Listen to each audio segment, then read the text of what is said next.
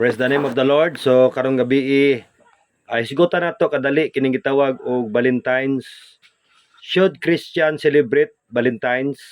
So muna ang pangutana no kita nga mga Kristiyanon, ang ngayon bata mag-celebrate og Valentine's, no?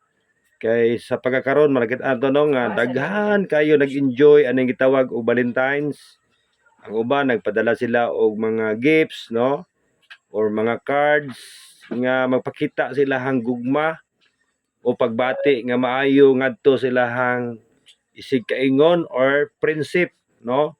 Dili naman siguro kay misgot ang Valentine's, dili siguro para sa mag-uyab kundi bisa sa mag-asawa o gugma sa amahan ngadto sa mga anak o sa mga anak ngadto sa ginikanan o sa managhigala o sa unsa nga pamaagi, no? Bisan gani kami nga mga teacher, nagapasalamat mi no nga mga bata nag-initiative sila, nagahimo sila card, nag-express sila ang pagbati, no, silahang pag malasakit or pag value sa mo as teacher nila, no.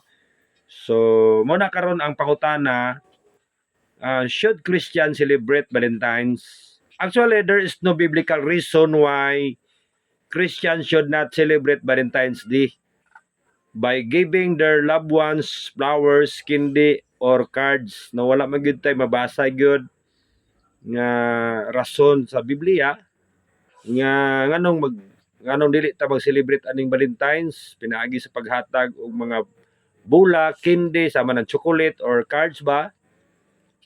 As with celebrating any holiday or maga-celebrate ka bisan unsang holiday, di lang kay sa panahon sa Valentine's. No, the decision should be between the individual and God, no. Ang decision ani man God naara sa matag usa kanato o sa to ang Dios.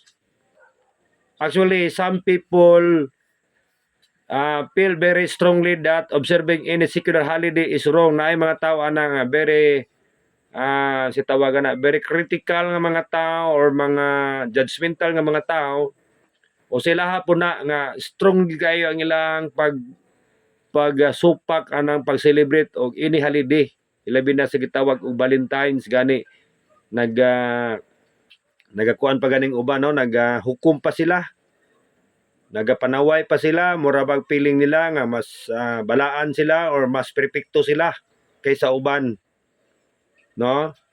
So mo lagi na usahay kining tawo kusog kay mamantay, kusog kayo magmarites sa iyang isig kaingon. Kay sa ang uban po ani para nila nagtanaw ani nga harmless man wa man ni angay kahadlukan kay di man ni makadaot, di man po niingon nga maka unsa. So the important thing, no, to remember is that celebrating or not celebrating holidays should not be a cause for pride or division among Christian. Mo ni siya importante.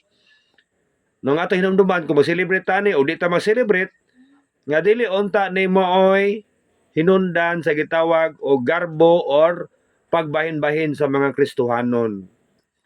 Okay, so sila nga naga-express silang gugma, silang isig kaingon, ayo lang po dahil mong pag-judge nga panatik dayon o kanang Valentine's or na-celebrate pag Valentine's, makaingon na ta, dautan, maimperno na, so basi makalimot mo kanang giingon sa Biblia, mas biblical ba nang giingon nga ayaw mo paghukom sa uban para dili mo hukman. So mo na sa tinuod nga biblical na gyud natin mabasa ana.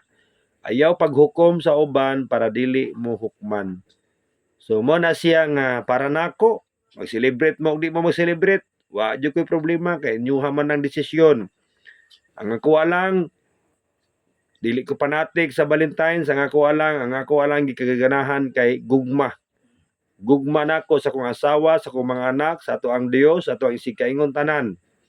Gugma moy ako ang pakaimportansya. No, salamat kay sa nagtan-aw ani nga niining video.